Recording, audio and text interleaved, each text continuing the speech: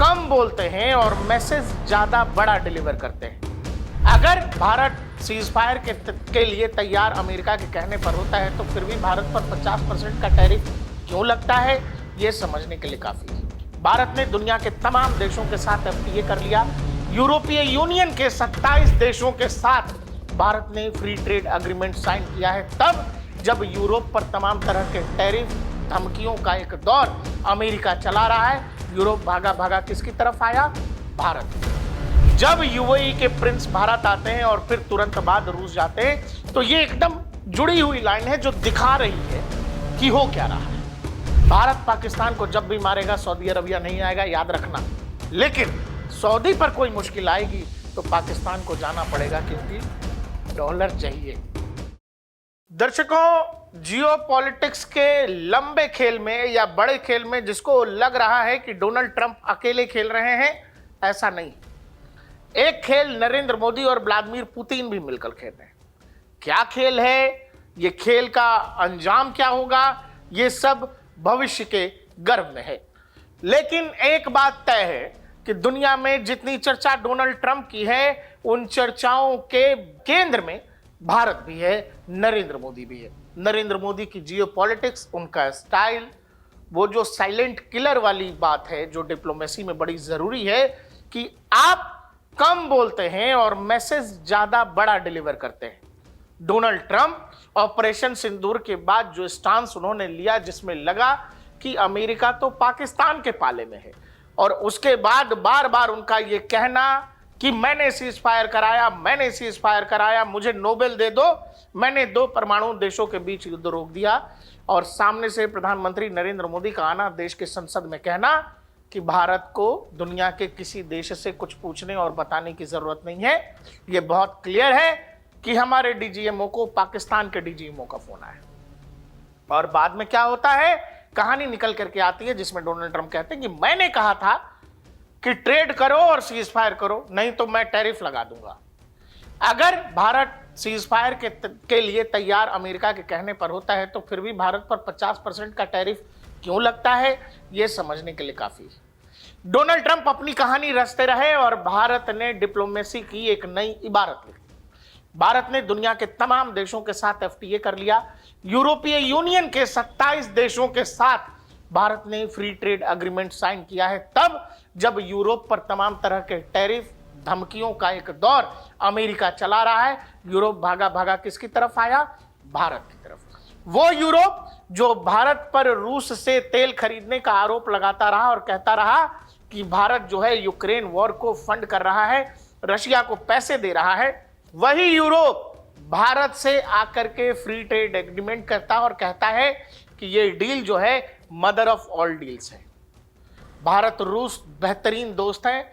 इतिहास से लेकर आज तक भारत रूस 2 भरोसेमंद दोस्त हैं जो हर मुसीबत में एक दूसरे के साथ खड़े रहे। ये यूरोप जानता है। बावजूद इसके उसने भारत को चुना, किस लिए? फ्री ट्रेड एग्रीमेंट के लिए। अमेरिका और यूरोपीय यूनियन की डील नहीं हो चुकी है। यूरोपीय देशों पर जो है तमाम तरह के टैरिफ लगाए जा रहे हैं, लेकिन भारत एक अपनी इबारत लिख रहा है। दूसरी तरफ एक और खेल चल रहा है जो मिडिल ईस्ट में चल रहा है। आपको पता है कि ईरान के मुहाने पर अब्राहम लिंकन यानी अमेरिकी वॉरशिप जो हैं जाकर के खड़े हो गए हैं, और कहा जा रहा है कि अमेरिका कभी भी ईरान पर अटैक कर सकता है। यानी मिडिल ईस्ट का सिचुएशन भी बहुत खराब है। मिडिल ईस्ट का सिचुएशन केवल अमेरिका और ईरान की वजह से खराब नहीं है। 2 और देश हैं जो आपस में भिड़ रहे हैं, वो है यूएई और सऊदी अरबिया।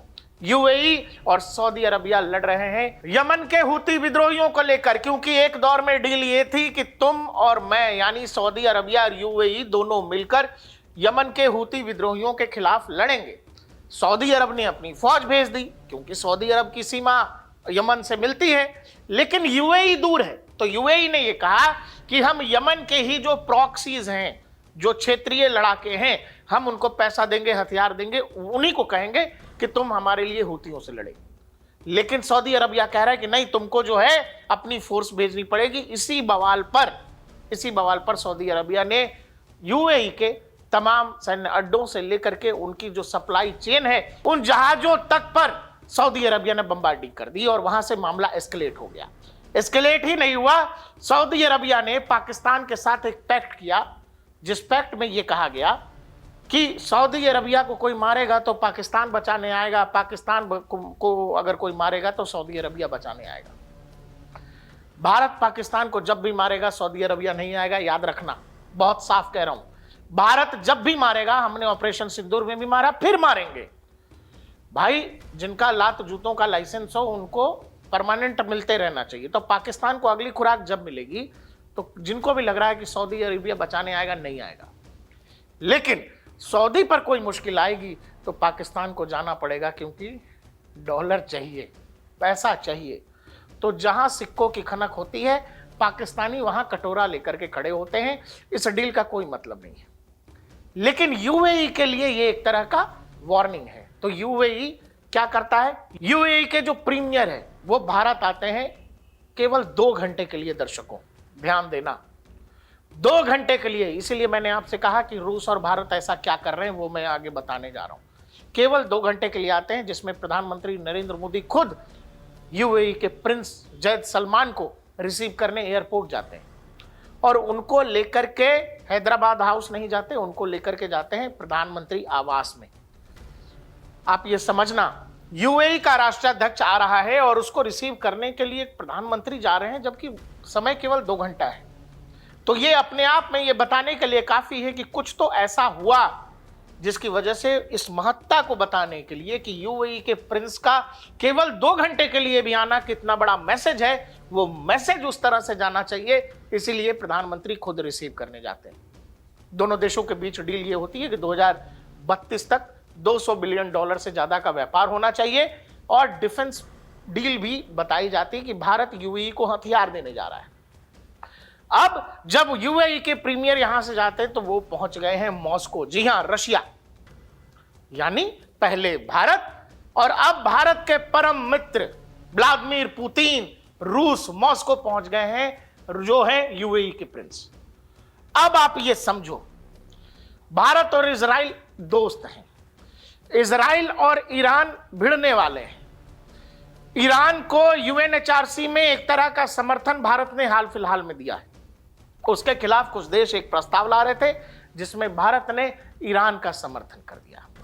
यूएई और इजराइल का आपस में संबंध है, यानी दोनों देश एक दूसरे से व्यापार करते हैं। यानी मिडिल ईस्ट का पहला ऐसा इस्लामिक देश है यूएई जिसने इजराइल को मान्यता दे रखी है। और सऊदी अरब और ईरान एक दूसरे को चाहते नहीं है।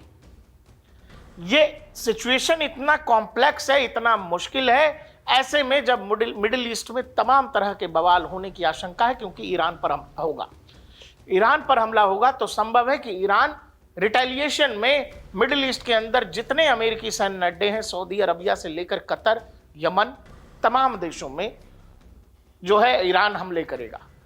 और ऐसे समय में यूएई के प्रीमियर पहुंचे हैं, व्लादिमीर पुतिन से मुलाकात हो रही है। और वो मुलाकात भी इसलिए हो रही है क्योंकि आप ये समझना, भारत के खिलाफ बताया ये जा रहा है कि पाकिस्तान, सऊदी अरबिया और आगे चलकर इसमें टर्की की एंट्री हो सकती है।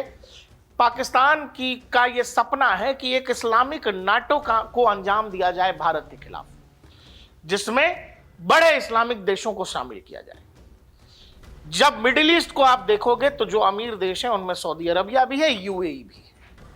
यूएई और सऊदी अरबिया की बन नहीं रही है। यानी कि ये जो उम्मा वाली बात होती है, जिसमें कहा जाता है कि मुस्लिम ब्रदरहुड की बात होती है, 57 मुस्लिम देश हैं, वो कहानी खत्म है।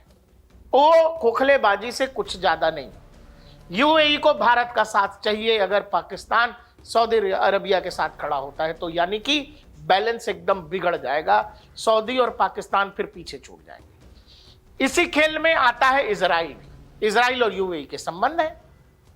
आपको हाल फिलहाल ये भी पता है कि नेतन्याहू ने ये कहा है कि हमको अमेरिका के हथियारों पर जो है निर्भर रहने की जरूरत नहीं है। गोला बारूदों के लिए हमको हमारा जो है उत्पादन बढ़ाना पड़ेगा, प्रोडक्शन बढ़ाना पड़ेगा।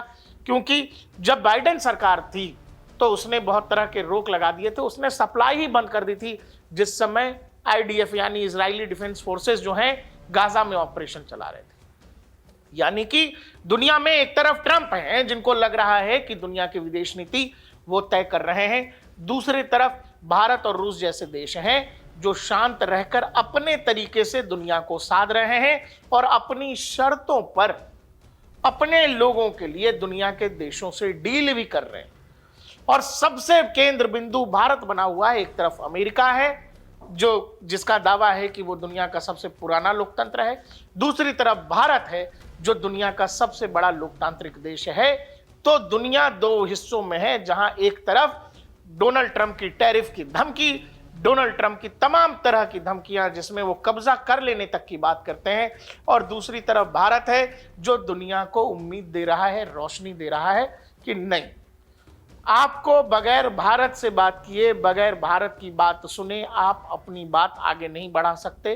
क्योंकि अगर आपको आज के दौर में अपनी महत्ता दिखानी है तो आपको भारत का साथ चाहिए होगा, भारत जैसे लोकतांत्रिक देश का साथ चाहिए होगा।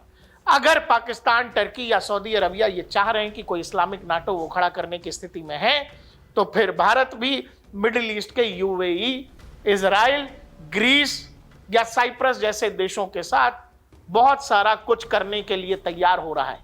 मेडिटेरियन सी में एक नए जो है क्वाड की बात कही जा रही है, जिसमें इजराइल, ग्रीस, साइप्रस और बताया यह जा रहा है कि भारत की भी एंट्री वहां हो जाएगी। जहां तक इंडियन नेवी का सवाल है, यह किया जा सकता है। ब्लू वाटर नेवी है, थोड़ी दूर जाना है, बहुत सारी चीजें जियो पॉलिटिक्स में हो रही है। जब यूएई के प्रिंस भारत आते हैं और फिर तुरंत बाद रूस जाते हैं, तो ये एकदम जुड़ी हुई लाइन है जो दिखा रही है कि हो क्या रहा है। ये बात केवल बिजनेस की नहीं है, ये बात सुरक्षा और डिफेंस और सामरिक महत्व तक जाती है, जहां दुनिया के देशों को खास तरह का खतरा महसूस हो रहा है। कुछ देशों से या कुछ गुटों से वो भारत या रूस की तरफ उम्मीद से देख रहे हैं। नरेंद्र मोदी जियोपॉलिटिकल खेल के ग्रैंड मास्टर बन गए हैं, और इसीलिए आपको यह समझना पड़ेगा कि दुनिया में कहीं कुछ भी हो रहा होगा, उसमें आप भारत को इग्नोर नहीं कर सकते। हाल फिलहाल एक इंटरव्यूअर को मैं सुन रहा था, वो इंटरव्यूअर कह रहा था कि आज से पहले हम भारत को जो है धारा 370 पर, कश्मीर पर, ह्यूमन राइट्स पर यूरोप जो है ज्ञान देता था, लेकिन आज यूरोप भारत को ज्ञान देने की स्थिति में नहीं है, क्योंकि यूरोप खुद फटे हाल है। और यूरोप को अगर अपनी स्थिति सुदृढ़ करनी है, मजबूत करनी है, तो यूरोप को भारत की जरूरत है, भारत के लोगों की जरूरत है, भारत के मार्केट की जरूरत है। और इसीलिए यूरोप ने अब भारत को ज्ञान देना बंद कर दिया है, जबकि रह रहकर भारत ही यूरोपीय देशों को ज्ञान दे देता है। देखते रहिए DNP इंडिया, हर खबर भरोसे के साथ।